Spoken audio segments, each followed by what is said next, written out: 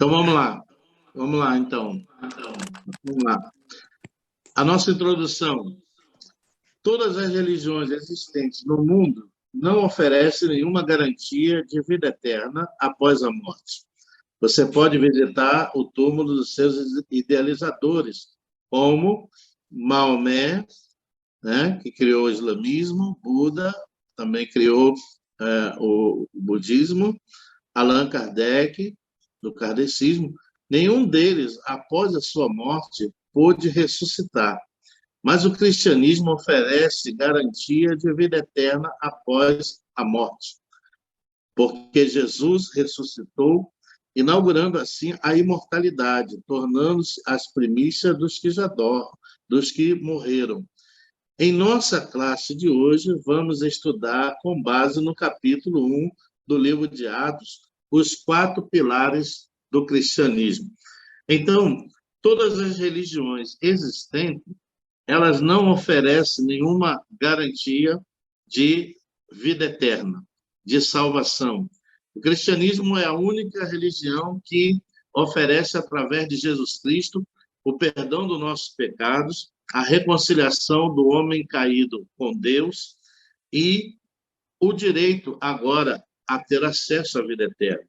Essa foi a razão pela qual Jesus precisou dar-se em sacrifício para remir dos nossos pecados. Ele precisou morrer e ser sepultado para poder ressuscitar. Porque se não houvesse a ressurreição de Jesus, Paulo chega a dizer que em vão seria a nossa fé.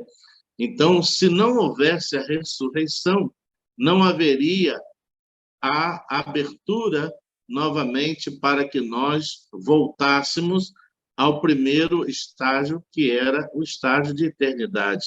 Então, essa é a razão pela qual Jesus morreu e ressuscitou, para dar a cada um de nós que cremos e os que venham a crer a oportunidade também de ressuscitarem após a morte em um corpo glorificado para viver com ele na eternidade.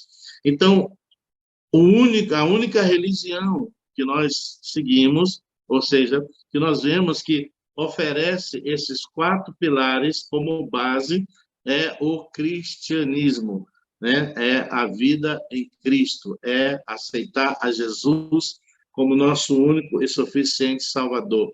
E desses 4 pilares, nós temos eles como base no livro de Atos dos Apóstolos, que foi escrito por Lucas, né? Quando Lucas escreveu o livro de Atos, no capítulo 1, ele começa a descrever exatamente esses 4 pilares que estabelecem o cristianismo, que são a ressurreição, a descida do Espírito Santo, né, a glorificação de Cristo e a segunda vinda de Jesus.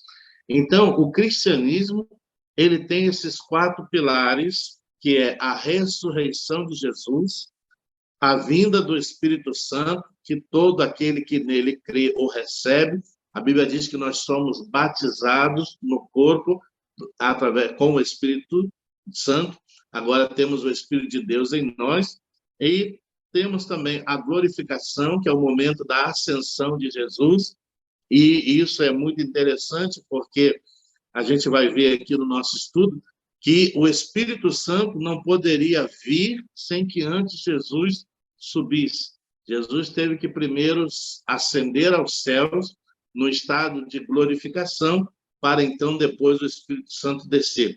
E termina o cristianismo com o último pilar, que é a segunda volta de Jesus, para buscar o seu povo, buscar a sua igreja. Então, é o que nós vamos conversar hoje na nossa classe, os 4 pilares do cristianismo. O primeiro dele, então, é a ressurreição de Cristo. A ressurreição de Cristo é inegável, tendo ele estado com os seus discípulos por 40 dias e aparecido a mais de 500 irmãos de uma mesma vez. Se Jesus não houvesse ressuscitado, não haveria vitória sobre a morte. O apóstolo Paulo diz que em vão seria a nossa fé. A morte do nosso último inimigo foi vencida e o seu aguilhão quebrado. O cristão tem agora essa esperança. Então, a ressurreição de Jesus é a prova inegável que ele, após dar-se na cruz, ser sepultado, a Bíblia diz que ele ressuscitou e, após haver ressuscitado, ele esteve por 40 dias com os seus discípulos.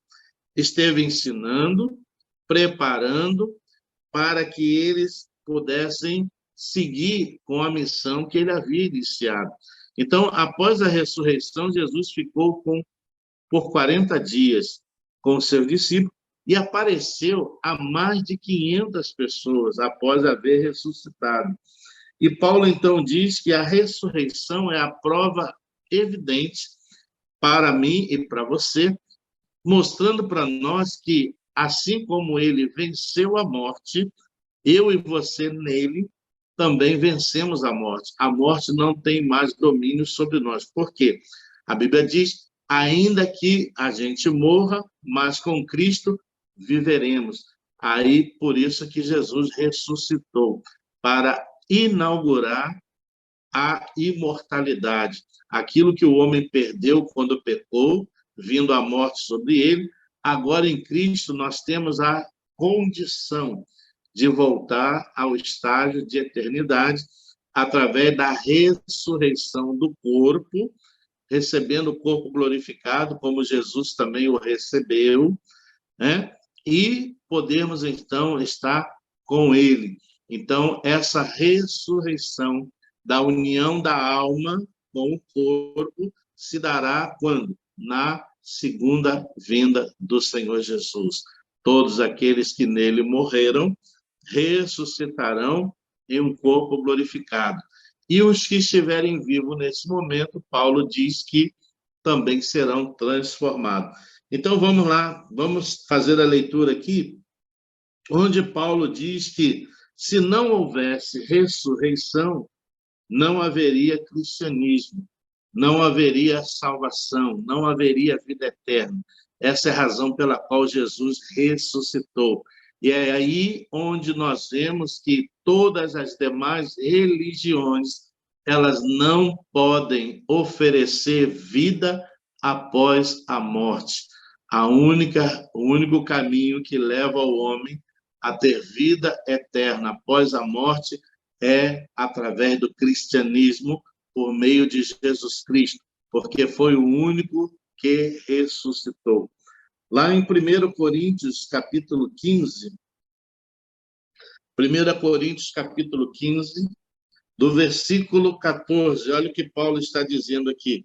Se Jesus não houvesse ressuscitado, em vão seria a nossa fé. Ele diz aqui, 1 Coríntios, capítulo 15, versículo 14, ele diz assim, e se Cristo não ressuscitou, é vã a nossa pregação e é vã a nossa fé.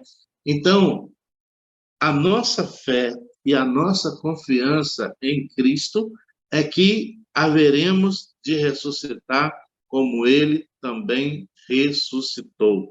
Então, Paulo diz que se não fosse assim, em vão seria a nossa fé. O cristianismo tornar-se-ia como qualquer outra dessas religiões que não podem dar vida eterna a ninguém após a morte. O único caminho que leva-nos à presença de Deus, à salvação e à vida eterna é o cristianismo mediante o sacrifício de Jesus, né? Então, por isso que faz-se necessário ao homem reconhecer o seu pecado e aceitar a Cristo como Salvador, para que ele possa ter vida após a morte, né? Então, há vida após a morte? Há, mas para aqueles que estão em Cristo Jesus, né? Que haverão de ressuscitar em um corpo glorificado.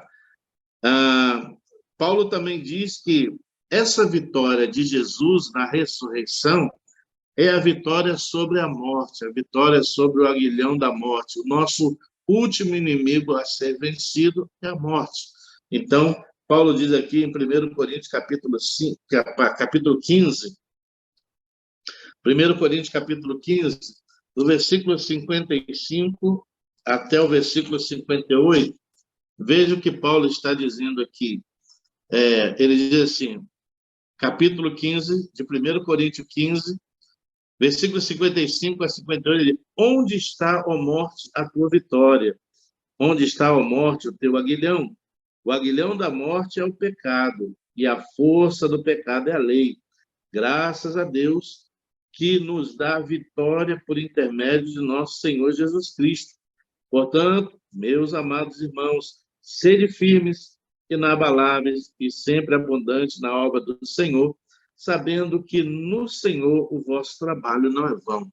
Então, Paulo está dizendo aqui que o último aguilhão a ser vencido, né, o último inimigo, é o pecado através da morte. Então, quando eu e você entregamos a nossa vida a Cristo, agora nossos pecados são perdoados, estamos caminhando com Ele, a morte não mais tem domínio sobre nós. A Bíblia diz, nenhuma condenação mais há para aqueles que agora estão em Cristo Jesus, porque por Ele foi justificado perante Deus, né? E nós estamos agora caminhando para quê? Aguardando aquele momento onde Jesus voltará. E aí nós, então, entraremos com Ele, na eternidade, assim como Ele também o fez, né?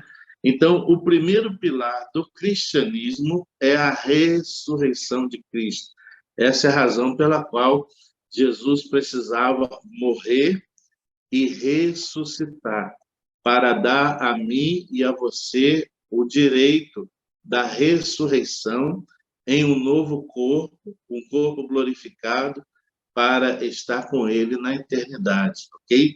Então, por isso que quando aquelas mulheres foram ao túmulo onde Jesus havia sido colocado, e chegaram lá, o túmulo estava com a pedra removida, e estava vazio, aqueles varões que lá estavam disseram a elas o seguinte, por que buscai aquele que vive entre os mortos? Ele não está mais aqui, ele ressuscitou. E todas as outras religiões, se você for lá onde Buda foi sepultado, ali ele esteve e ali ficou. Se for lá onde Allan Kardec foi colocado, da mesma forma. E, né? Então, o único que ressuscitou foi Jesus, Cristo. Ele foi o único que ressuscitou, vencendo a morte, para dar a mim e a você e todo aquele que nele venha crer a vida eterna, né? Por isso que a Bíblia diz que por um só homem veio a morte a todos os homens, mas por um só ato de justiça, que foi por meio de Cristo, veio a salvação a todos. Então, a salvação, ela é possível a todos. Jesus veio por todos. O que vai definir ser salvo ou não, viver na eternidade ou não, é a decisão que nós tomamos enquanto estamos aqui na Terra, nessa vida que estamos vivendo. Ok? Então, a ressurreição é o primeiro pilar do cristianismo, né? Como base doutrinária, a ressurreição é uma doutrina bíblica do cristianismo, ok? O segundo pilar é o batismo no Espírito Santo, ou seja, receber o Espírito Santo de Deus. Nós sabemos que quando Joel profetizou lá no livro do profeta Joel, no capítulo 2, versículo 28 e 29, Joel fala e ele profetiza desse momento da descida do Espírito Santo que seria derramado sobre toda a carne. O problema é que essa profecia ela foi dita por Joel, mas ainda não se havia cumprido. Passaram-se muitos anos. Aí, quando Jesus, então, vem e faz a obra da salvação mediante o seu sacrifício na cruz, essa promessa ainda não havia se cumprido, né? essa promessa ela vai se cumprir somente no momento em que Jesus tem a ascensão aos céus, porque não haveria como o Espírito Santo vir para nós sem que antes Jesus subisse aos céus no estágio de glorificação. Então, vamos lá. Batismo com o Espírito Santo, né? A promessa do derramado do Espírito Santo sobre toda a carne já havia sido profetizada pelo profeta Joel, lá no capítulo 2 de Joel, capítulo 2, versículo 28 e 29. Se você quiser acompanhar comigo a leitura, olha o que diz aí. Joel já havia profetizado sobre a vinda do Espírito Santo sobre toda a carne, né? Ele diz aqui, capítulo 2 de Joel, versículo 28 e 29, Joel diz assim: e acontecerá depois que derramarei o meu espírito sobre toda a carne. Vossos filhos e vossas filhas profetizarão, vossos velhos sonharão, e vossos jovens terão visões. Até sobre os servos e sobre as servas derramarei o meu espírito naqueles dias. Então, Joel, ele profetiza aqui sobre o derramar do Espírito Santo sobre toda a carne. Só que esta profecia, ela não havia se cumprido ainda, e ela vai se cumprir lá na frente, no momento em que Jesus, após a sua morte e a sua ressurreição, e depois de estar com os seus discípulos por 40 dias, aí há um momento em que Jesus ele vai aos céus, ele sobe aos céus. E nesse momento, então, ele é glorificado, porque a Bíblia diz que ele é as primícias da ressurreição daqueles que morreram em Cristo. Todos aqueles que já morreram até hoje em Cristo aguardam pela sua volta, pela segunda vinda de Jesus para ressuscitar. Mas Jesus não, ele ressuscitou como primícias da ressurreição para quê? Para que o Espírito Santo pudesse vir até nós. Então, se hoje eu e você temos o Espírito de Deus em nós, nós o temos como parte da promessa que foi feita através da profecia de Joel e através do cumprimento das Escrituras, que diz que era necessário que primeiro ele fosse ao céu, para que depois, então, o Espírito Santo viesse a nós, né? Então, se a gente seguir aqui, diz assim: sendo posteriormente também confirmada pelas palavras de João Batista, quando diz: eu vos batizo com água, mas há de vir um após mim, do qual eu não sou digno nem de desatar as sandálias dos seus pés. Então, João Batista, que foi o precursor do ministério de Jesus, que batizou Jesus nas águas do Rio Jordão, ele falou a respeito: olha, eu vos batizo com água, mas há de vir um outro após mim que vos batizará com o Espírito Santo, né? Então, ele já estava aqui falando a respeito disso. Se a gente for lá no Evangelho de João, capítulo 1, versículo 26 e 27, veja aí o que João está dizendo. Evangelho de João, capítulo 1, versículo 26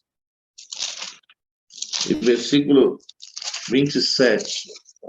Olha o que diz aqui. Evangelho de João, capítulo 1, versículo 26 e versículo 27. João diz assim: respondeu-lhe João: eu batizo com água, mas no meio de vós está quem vós não conheceis, o qual vem após mim, do qual não sou digno de desatar-lhe as correias das suas sandálias. Então, João aqui está se referindo a quem? A Jesus, aquele que haveria de vir e, após cumprir o seu ministério de entrega, né, de morte e ressurreição, e após a sua ascensão, ele, então, haveria de rogar ao Pai, e o Pai enviaria o Espírito Santo a cada um de nós. Essa é a razão pela qual hoje o Espírito de Deus habita em nós, como diz o apóstolo Paulo. Não sabeis vós que o vosso corpo é templo do Espírito Santo que habita em vós? Então, todo aquele que é nascido de novo, através da aceitação de Jesus, que passa pelas águas do batismo, todo aquele que é nascido de novo tem o Espírito Santo com ele, né? Somos selados pelo Espírito Santo, o Espírito da promessa, porque agora é o Espírito Santo quem vai nos ensinar, ele que nos vai guiar toda a verdade, será o nosso consolador, né? Então, por isso que é necessário que eu e você tenhamos recebido o Espírito Santo de Deus, porque ele agora que vai nos ensinar, nos vai guiar, nos vai confortar, é ele que nos vai moldar, né? Tudo aquilo que a gente traz quando aceita Jesus vindo do mundo, agora o Espírito Santo ele começa a polir, ele começa a trabalhar nas áreas da nossa vida. Por essa razão que nós temos a necessidade de receber o Espírito Santo. Então, todo aquele que é nascido de novo tem o Espírito de Deus, o Espírito Santo de Deus, né? Então, e isso só poderia ser possível após, né, a ascensão de Jesus, né? Então, João aqui está dizendo, essa promessa ainda não havia sido derramada, porque Jesus ainda não havia sido glorificado. Para que o Espírito Santo descesse, seria necessário que Jesus subisse. Então, nós vamos fazer duas leituras em João capítulo 7, versículo 39, que afirma aqui que para que o Espírito Santo viesse, era necessário que antes Jesus subisse ao céu, que é o terceiro pilar do cristianismo, que é a glorificação, é quando ele sobe ao céu, é quando ele volta ao céu, para ser restituído pelo Pai de tudo aquilo que ele decidiu abrir mão para vir à terra como homem e dar-se em sacrifício por nós. Então, após ele subir aos céus, ele recebe, né, tudo aquilo que antes tinha, é glorificado, né, pelo Pai, porque ele abriu mão de tudo aquilo que tinha antes para poder vir à terra. Então, vamos lá. Capítulo 7 do Evangelho de João, versículo 39.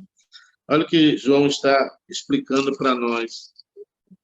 Ele diz assim, isto ele disse com respeito ao Espírito que haviam de receber os que nele crescem, pois o Espírito até aquele momento não fora dado, porque Jesus não havia sido ainda glorificado. Ou seja, aquela promessa feita por Joel, né, ainda não se havia cumprido, né? Por quê? Porque Jesus ainda não havia sido glorificado, né?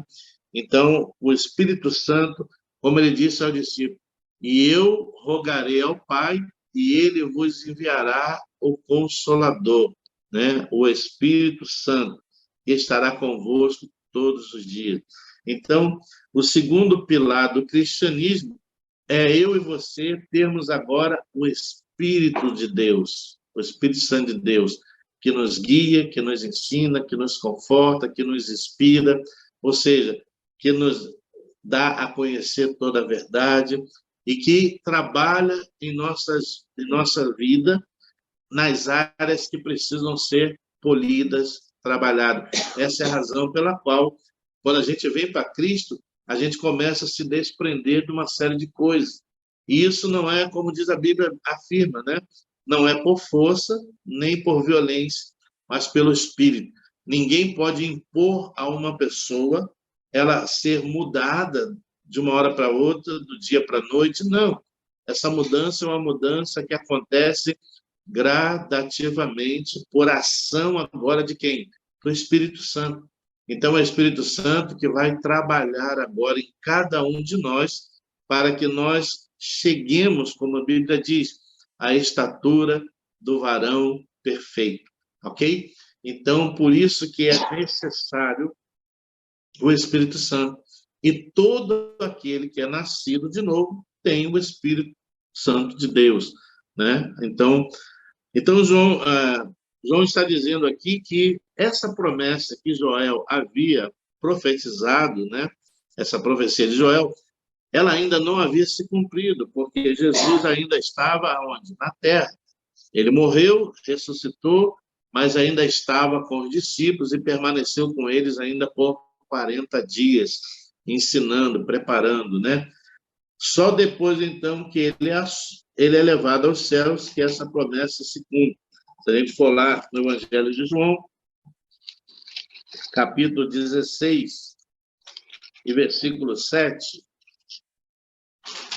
olha o que diz aí a palavra do Senhor. Capítulo 16, versículo 7, diz assim: Mas eu vos digo a verdade. Jesus está dizendo, convém que eu vá, porque se eu não for, o Consolador não virá para vós outros. Se, porém, eu for, eu vou-lo enviarei.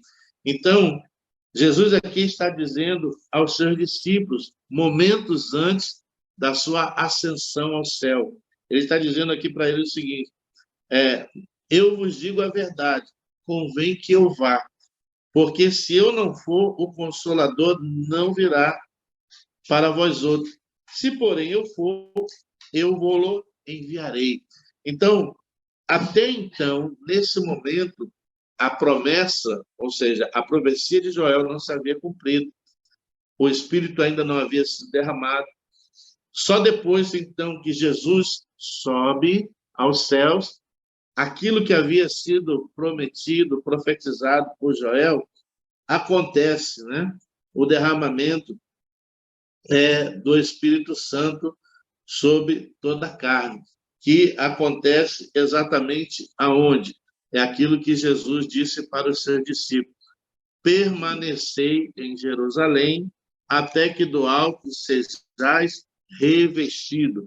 Então, essa promessa do derramamento do Espírito Santo, ela acontece no dia de Pentecostes, onde 120 pessoas estavam reunidas em um lugar, em uma casa, e estavam unânimes em oração, orando, buscando. E a Bíblia diz que, então, após Jesus subir aos céus, aquela promessa, ela se cumpre no dia de Pentecostes, quando o Espírito é derramado sobre aquelas pessoas que ali estavam. Se você for comigo lá, no livro de Atos dos Apóstolos, capítulo 2, versículo de 1 a 4. Veja o que diz aí. Capítulo 2, versículo de 1 a 4. Lucas está dizendo assim: ao cumprir-se o dia de Pentecostes, estavam todos reunidos no mesmo lugar. De repente, veio do céu um som como de um vento impetuoso e encheu toda a casa onde estavam assentados.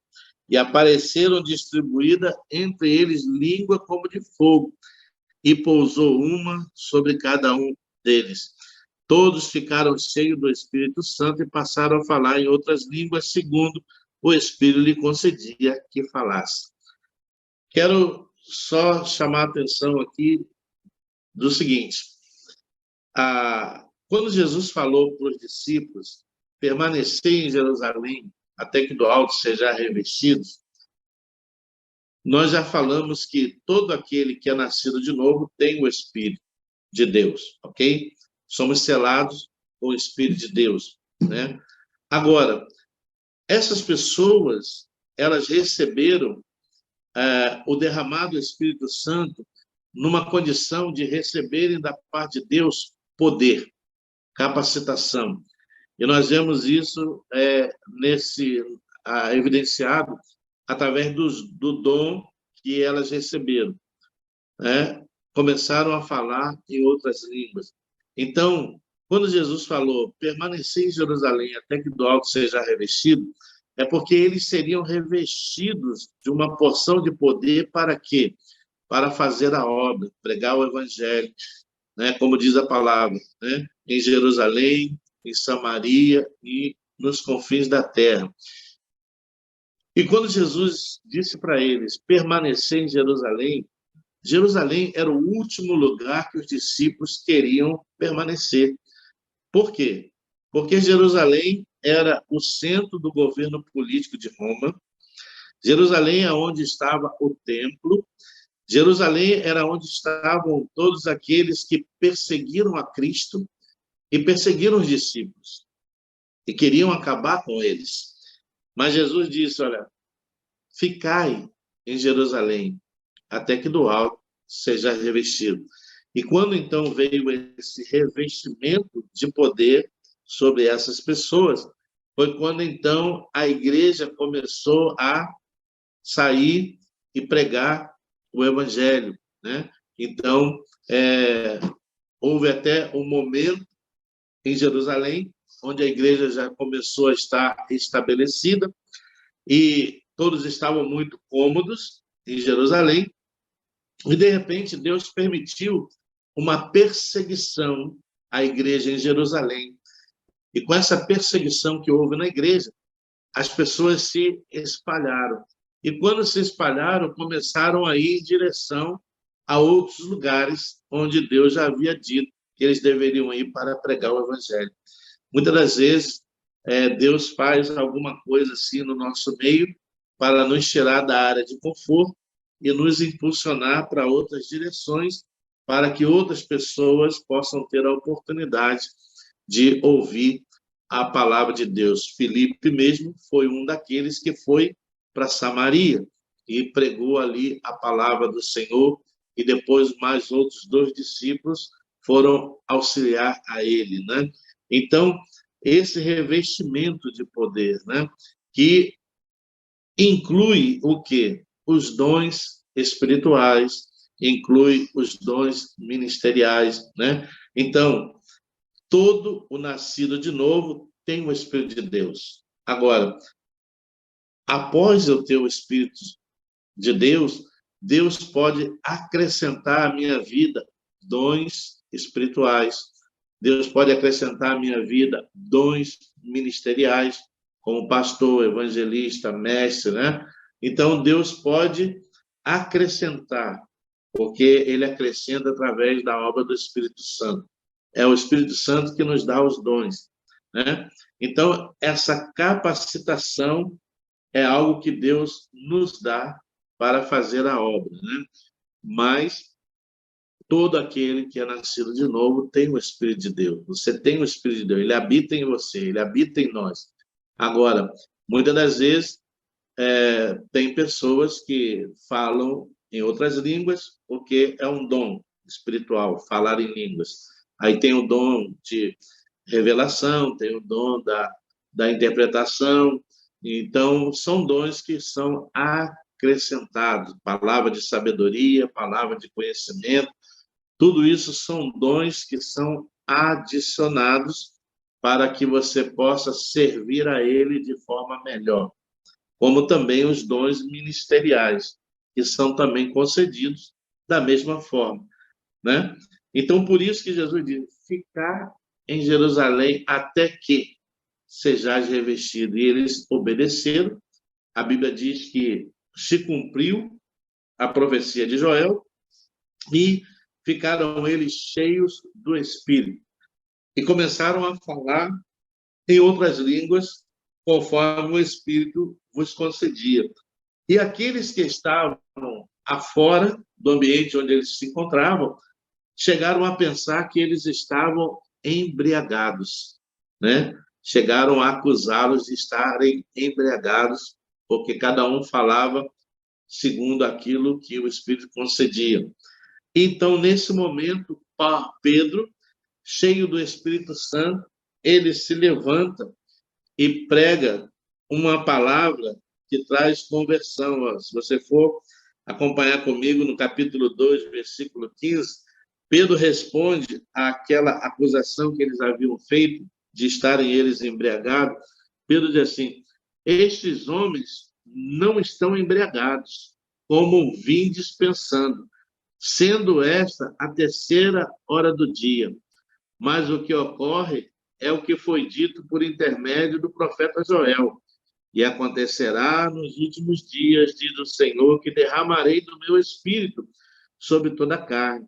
Vossos filhos e vossas filhas profetizarão, vossos jovens terão visões e sonharão sonhos.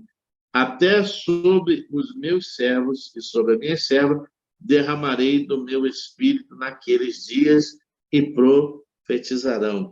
Então, Pedro, agora, ele se levanta cheio da unção, cheio do poder, cheio da autoridade, e combate aquelas pessoas que estavam exatamente acusando aqueles que estavam na casa de estarem embriagados às primeiras horas da manhã, né?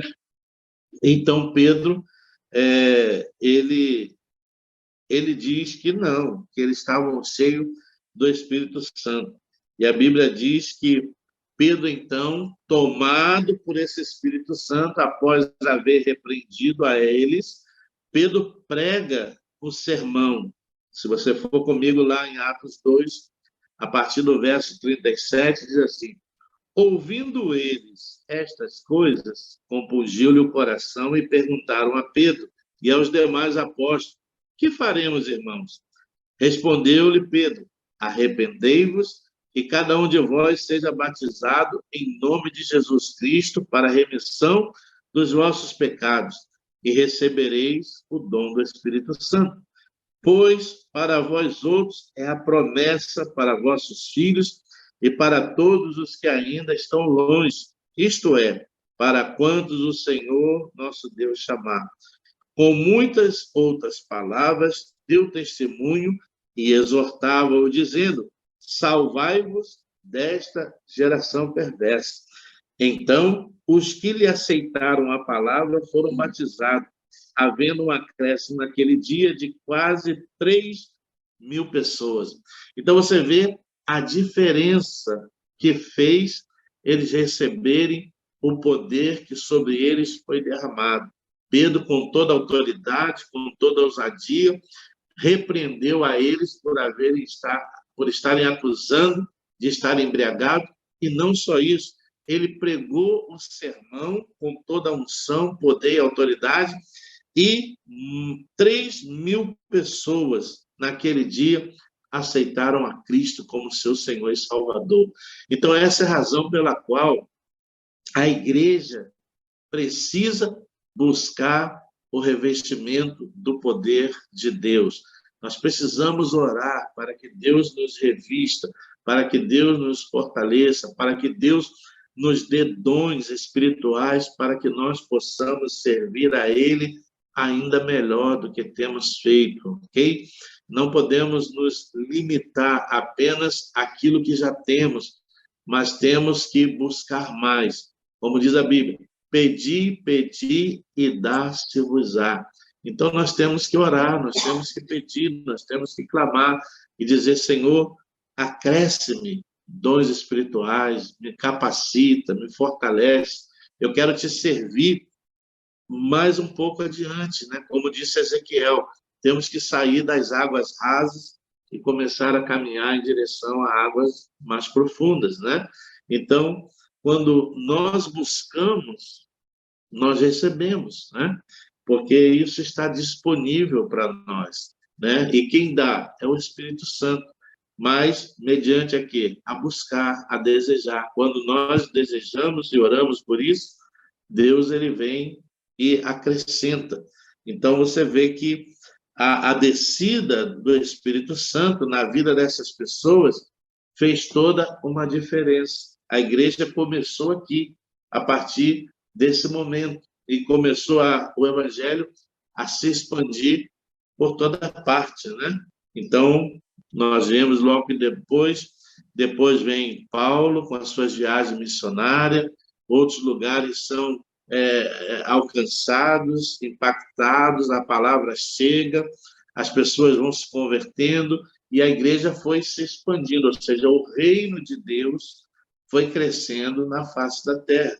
E é isso que Deus ainda hoje quer fazer comigo e com você. Precisamos nos preparar, precisamos orar, precisamos buscar para podermos sermos esse instrumento de Deus na vida de outras pessoas, né? Então, nós vemos que isso, então, se cumpriu. Então, nós vemos aqui os 3 primeiros pilares. A ressurreição. Jesus precisava ressuscitar de entre os mortos para inaugurar para mim e você o acesso à eternidade, que havia se perdido quando o homem pecou lá no Jardim do Éden, né?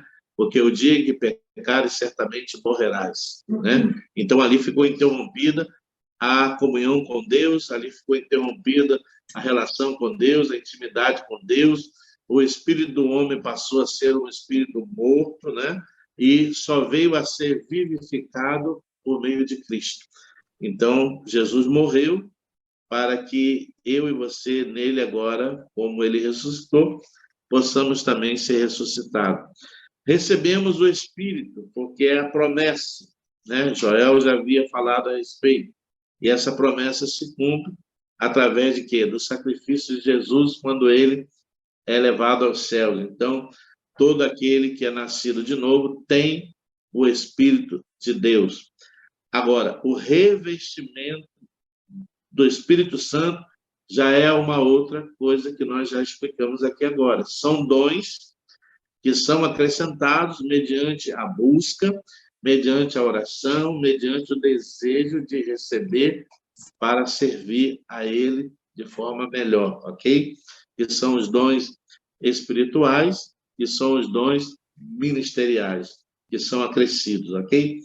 Então, o terceiro ponto é a glorificação, que Paulo trata exatamente desse momento, quando ele escreve a sua carta, lá em Filipenses, no capítulo 2, eu gostaria de que você acompanhasse comigo.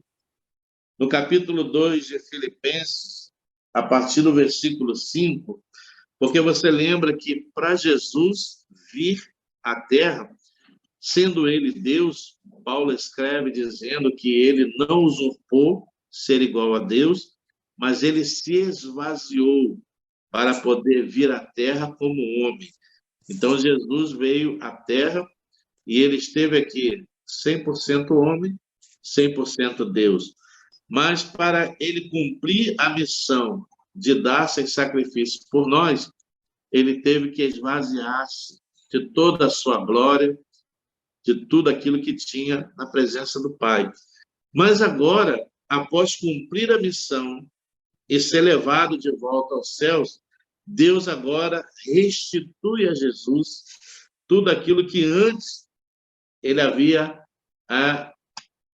aberto, ou seja, não aberto, mas ele havia se proposto a deixar para cumprir a vontade do Pai. Então, Paulo escreve esse momento exatamente da glorificação. É quando Jesus volta à presença do Pai após a ressurreição e a ascensão, e ele agora é honrado pelo Pai. Lá em Filipenses capítulo 2, a partir do versículo 5, diz assim o apóstolo Paulo, capítulo 2 de Filipenses, a partir do verso 5, ele diz assim: tende em vós o mesmo sentimento que houve também em Cristo Jesus, pois ele, subsistindo em forma de Deus, não julgou como usurpação o ser igual a Deus. Antes, a si mesmo se esvaziou, assumindo a forma de servo, tornando-se em semelhança de homens e reconhecido em figura humana. A si mesmo se humilhou, tornando-se obediente até a morte e morte de cruz, pelo que também Deus o exaltou sobremaneira e lhe deu o nome que está acima de todo nome, para que ao nome de Jesus se dobre todo joelho, nos céus, na terra e debaixo da terra, e toda língua confesse que Jesus Cristo é Senhor, para a glória de Deus Pai. Então, aqui é exatamente o momento em que Jesus, ao subir aos céus, ao voltar aos céus, ele é novamente honrado, ele recebe tudo aquilo que antes ele havia deixado para vir à terra em forma de homem. Como diz aqui, Paulo escrevendo, né? A si mesmo se esvaziou para cumprir a vontade do Pai que o enviou para a terra para cumprir com a missão que ele cumpriu. E agora, ao haver completado a missão de dar-se na cruz, ser sepultado, morrer, ser sepultado, ressuscitar, e agora, subindo aos céus, ele recebe da parte de Deus tudo aquilo que antes ele já tinha com o Pai. Por isso que a Bíblia diz que hoje Jesus está assentado à destra do Pai. E foi dado a ele, né, o nome que está acima de todo o nome, onde todo joelho se dobrará, no céu, na terra e debaixo da terra. Então, Jesus foi restituído com todo o poder, com toda a glória e com toda a autoridade que ele sempre teve, né? Mas que esvaziou-se para assumir a forma de homem, ok? Então, ressurreição, batismo no Espírito e glorificação. E o último pilar do cristianismo é a segunda vinda de Jesus. Todos esses pilares são doutrinas bíblicas inegáveis, não? Todos esses pilares: ressurreição, batismo do Espírito Santo, glorificação, e a segunda vinda de Jesus é doutrina, doutrina, são os 4 pilares do cristianismo. Então, nós sabemos que a Bíblia nos fala da segunda volta de Jesus. E como será essa volta? Bom, vamos ver aqui. Primeiro, a volta do Senhor Jesus será uma volta pessoal. Ele mesmo vai voltar, não vai mandar representantes. Se você for comigo lá no livro de Atos, Lucas, ele fala a respeito disso. No livro de Atos, capítulo 2, verso 10 e 11. A volta do Senhor Jesus será de que maneira? Pessoal. Ele virá pessoalmente, né? Lá em Atos, capítulo 2, versículo 10 e versículo 11.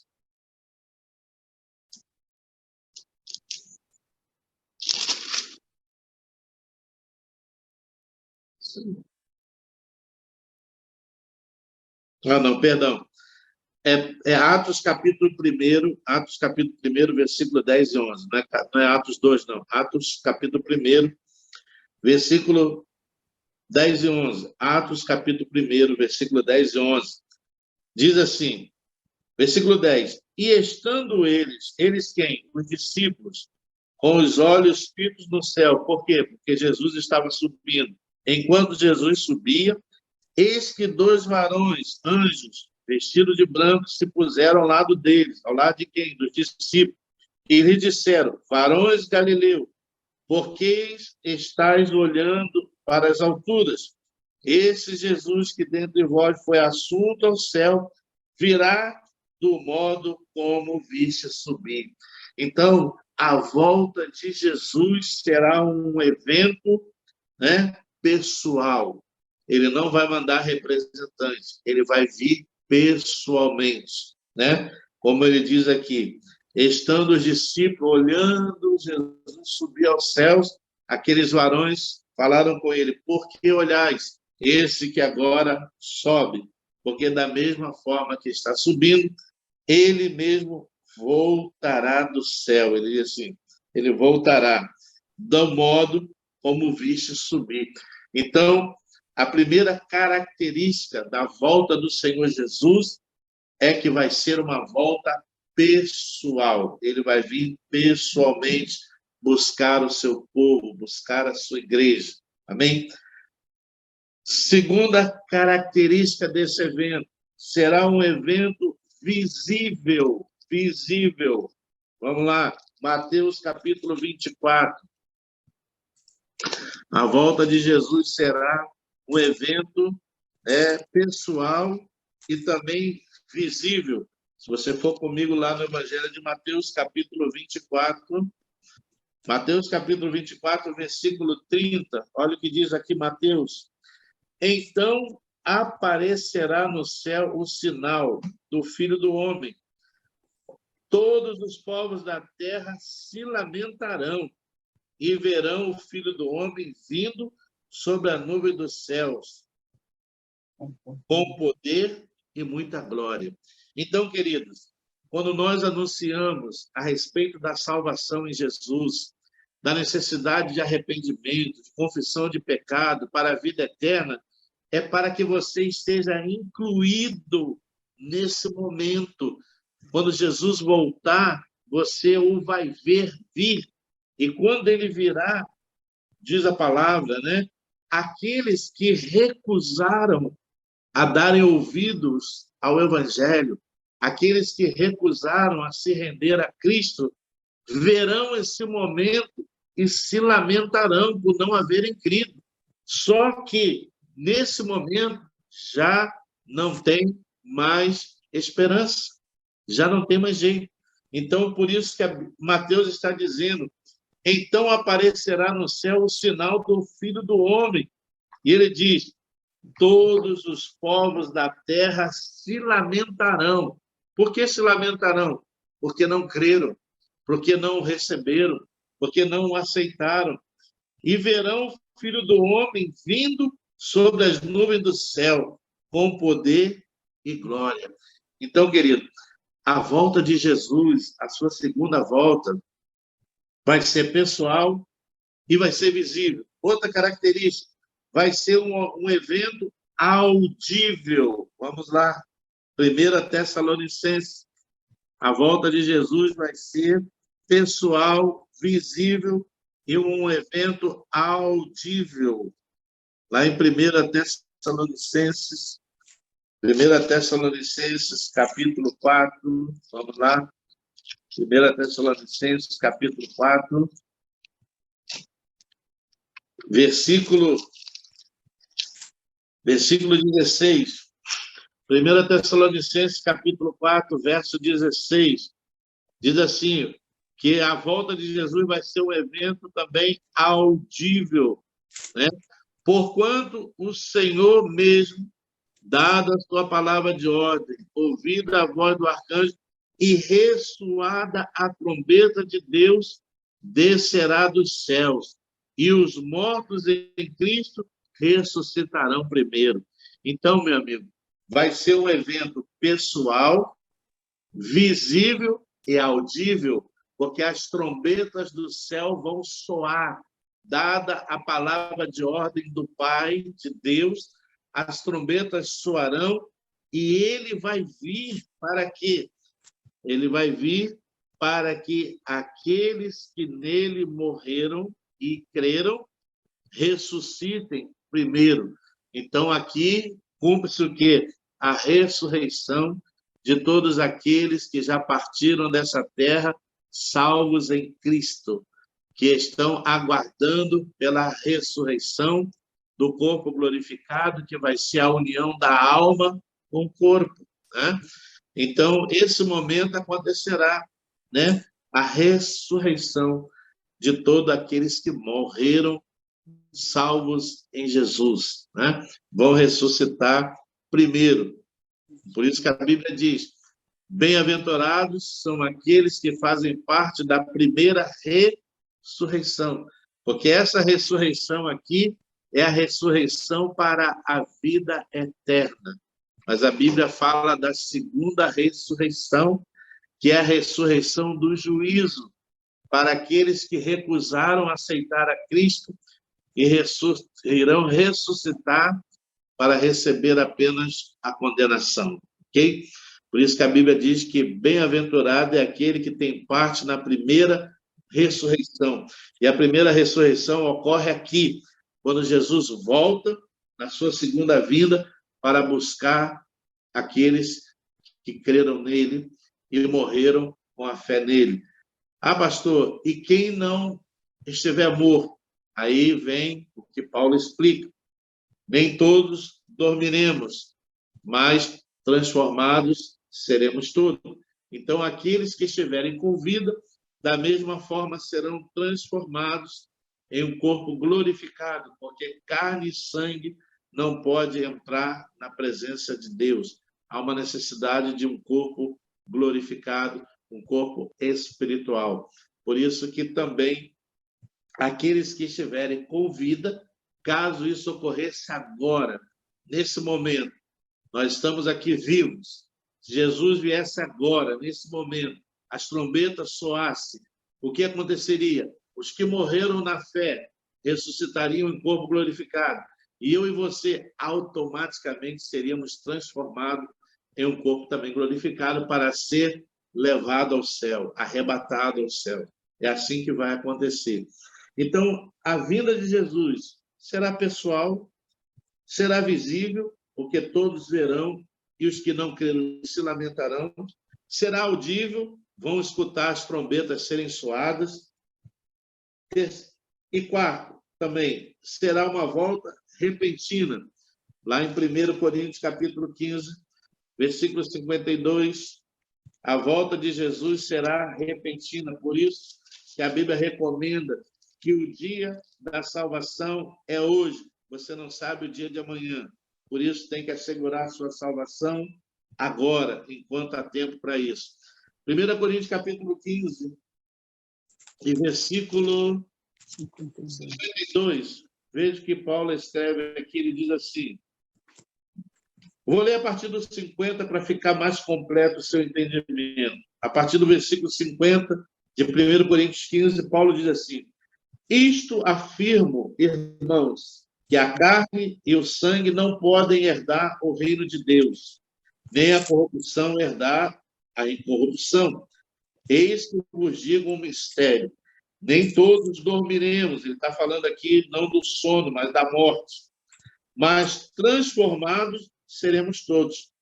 No momento, no abrir e fechar de olhos, ao ressoar da última trombeta, a trombeta soará, os mortos ressuscitarão incorruptíveis, e nós, os vivos, seremos transformados. Então, Paulo está dizendo aqui o seguinte: a vinda vai ser pessoal, visível, audível e repentina. Ele está dizendo aqui, num abrir e fechar de olhos. Ninguém sabe a hora, ninguém sabe o momento. Só o Pai sabe, né? A hora que Jesus vai vir. Por isso a Bíblia diz que nós temos que estar prontos e preparados para esse momento, ok? Então, todo aquele que ainda não tomou uma decisão a Cristo, de aceitá-lo como seu único e suficiente Salvador, tem que fazer enquanto Deus tem dado oportunidade para ser salvo, né? E ter vida após a sepultura. Porque tem muita gente que pensa que a vida acaba aqui. Não, a vida não acaba aqui. Existe vida após a morte, em dois lugares diferentes. Ou você vai passar a eternidade no céu, ou vai passar a eternidade no inferno. Ok? Então, pense sobre isso. A salvação é algo que temos que pensar seriamente, porque nós só temos essa vida e essa é a única oportunidade que eu tenho para aceitar a Cristo e não passar a eternidade no inferno em tormento, ok? Por isso Paulo está dizendo aqui, vai ser num abrir e fechar de olhos, né? Uma coisa repentina. E terceiro não, e quinto, essa volta vai ser uma volta gloriosa. Lá em 1 Coríntios, capítulo 15, versículo 20 e versículo 22. O que Paulo está dizendo aqui? Diz assim, mas de fato, Cristo ressuscitou dentre os mortos, sendo ele as primícias dos que dormem. Visto que a morte veio por um homem, também por um homem veio a ressurreição dos mortos. Porque assim como em Adão todos morrem, assim também todos serão vivificados em Cristo. Ok? Paulo está concluindo aqui exatamente o quê? Dizendo que, assim como a desobediência de Adão trouxe como consequência a morte a todos os homens, condenando-os, né, à morte eterna por causa do pecado, nesse ato de justiça realizado por Cristo, veio a oportunidade de salvação a todos. Ou seja, podemos passar do estágio de morte para a vida através de Cristo. E é isso que é o Evangelho. Por que se prega o Evangelho? Por que se anuncia a palavra de Deus? Para mostrar ao homem o caminho para a reconciliação com Deus, para voltar ao estado de eternidade. Querido, pense muito bem, seriamente sobre isso. Você só tem uma vida e você só tem essa oportunidade. Se essa oportunidade passar e você não aceitar a Cristo como Senhor e Salvador, você vai perecer em condenação no inferno e vai perecer de forma consciente, ok? Consciente. O céu e o inferno não é história, é real, existe, é bíblico, né? Ao céu e ao inferno. E a vida na terra é a única chance que eu e você temos para decidirmos onde vamos querer passar a nossa eternidade, ok? Então, que Deus assim nos abençoe. Que a gente possa, através dessa classe, entender a razão do Evangelho, a razão do cristianismo. O cristianismo não é uma religião. O cristianismo é o único caminho para o homem ser reconciliado com Deus e voltar à eternidade. Existem muitas religiões que prometem muitas coisas, mas que não podem fazer nada pelo ser humano, né? Jesus precisou morrer e ressuscitar porque um Cristo morto não pode fazer nada por ninguém, né? Tem muita gente hoje adorando imagens, adorando santos, curvando-se diante dele, fazendo as suas preces. E a Bíblia diz: tem boca, não fala, ouvido não ouve, nariz que não cheira, mão que não apalpa. Tornam-se semelhantes a eles, aqueles que assim o fazem. Então, querido, nós fomos chamados para adorar ao Deus vivo. E o Deus vivo é Cristo, Deus ressuscitado de entre os mortos. E é o único caminho, como ele diz: eu sou o caminho, eu sou a verdade, eu sou a vida, e ninguém vem ao Pai senão por mim. Jesus é o único caminho que pode me levar a mim e a você de volta à presença do Pai. Então, querido, que Deus assim nos abençoe, né? Que essa classe de hoje traga a nós entendimento, né? Para saber o porquê que o Evangelho precisa ser pregado. Porque ainda existem muitas pessoas que talvez ainda não tiveram a oportunidade de ouvir nem o João 3,16. E Deus tem chamado a mim e a você para sermos, como diz a palavra, clama a plenos pulmões. Temos que falar de Jesus, sim, para todas aquelas pessoas que estão no nosso convívio, que estão debaixo do nosso teto, que estão debaixo das nossas relações de amizade, de família. Temos que falar para elas, sim, e mostrar para elas que Jesus é o único que pode nos livrar da condenação eterna, trazendo a mim e a você o perdão dos nossos pecados, ok? Então, que Deus assim nos abençoe e que possamos ter aprendido um pouco mais sobre a importância de se pregar o Evangelho. Nós estamos querendo ir preparando pessoas para que elas possam se lançar um pouco mais adiante como prepulsoras do Evangelho, como pessoas que vão falar de Jesus com mais autoridade, com mais liberdade. Nós vamos estar trazendo materiais e classes que vão preparar e nos equipar melhor para que a gente possa falar, mas falar com base, com conhecimento e até um pouco de técnica de como a gente ler um texto, fazer uma interpretação, organizar um estudo bíblico, um sermão, ou seja, então a gente vai estar começando a preparar os irmãos para que os irmãos possam se lançarem com mais base, com mais firmeza, com mais conhecimento, para pregar o Evangelho, né? Por isso que Jesus diz: ide por todo mundo e pregai o meu Evangelho. É a grande comissão. E é isso que Deus espera de mim e de você, ok? Que Deus abençoe, queridos, então, em nome de Jesus. Se tem alguém que queira comentar algo, perguntar algo, fique à vontade, ok? Temos aí 10 minutos aí que a gente pode aproveitar para conversar alguma coisa.